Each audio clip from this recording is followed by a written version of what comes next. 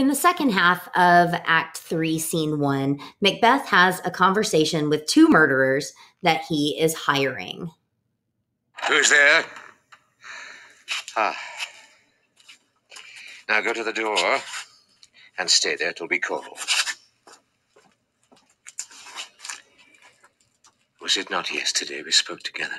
It was. So, please, your highness. Well then, now have you considered of my speeches? Know that it was he, in the times past, which held you so under fortune, which you thought had been our innocent self. This I made good to you in our last conference. Passed in probation with you how you were borne in hand, how crossed. The instruments, who wrought with them, and all things else that might to half a soul and to a notion crazed say, thus did Banquo. You made it known to us. I did so, and went further, which is now our point of second meeting. Do you find your patience so predominant in your nature that you can let this go? Are you so gospelled to pray for this good man and for his issue, whose heavy hand hath bowed you to the grave and beggared yours forever? We are men, my liege. Aye, in the catalogue ye go for men, as hounds and greyhounds, mongrels, spaniels, curs, choughs, water rugs, and demi-wolves are clept all by the name of dogs. The valued file distinguishes the swift, the slow, the subtle, the housekeeper, the hunter, every one according to the gift which bounteous nature hath in him closed, whereby he does receive particular addition from the bell that writes them all alike. And so of men. Now, if you have a station in the file, not in the worst rank of manhood, and I will put that business in your bosoms, whose execution takes your enemy off, grapples you to the heart and love of us, who were our health, but sickly in his life, which in his death were perfect.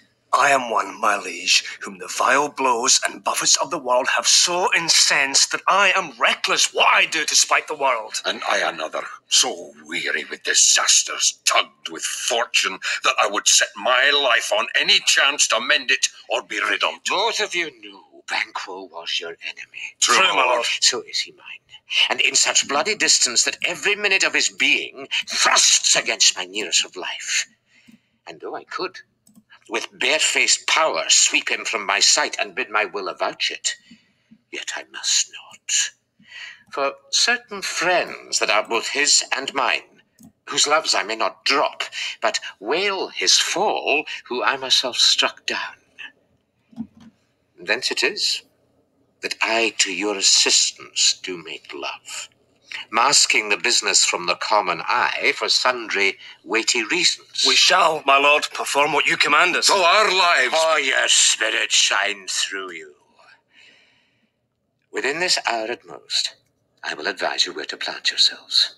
Acquaint you with the perfect spy, the time, the moment on't, for it must be done tonight, and something from the palace. Always thought that I require a clearness. And with him, to leave no rubs, nor botches in the work. Fleance, his son, that keeps him company, whose absence is no less material to me than is his father's, must embrace the fate of that dark hour. Resolve yourselves apart. I'll come to you anon. We are resolved, my lord. I'll call upon you straight. Abide within.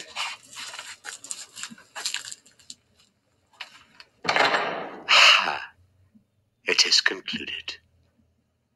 Banquo, thy soul's flight, if it find heaven, must find it out tonight. So Banquo convinces these murderers, Macbeth convinces these murderers that Banquo has been the one responsible for their lives being terrible. And he goes into some policies and conditions that Banquo created, making the lives of these murderers so miserable.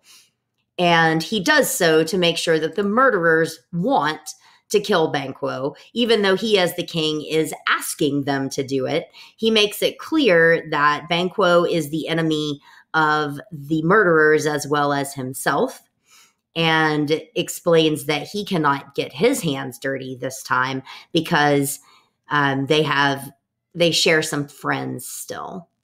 He also asks the murderers to kill Fleance, who will be with Banquo when it happens.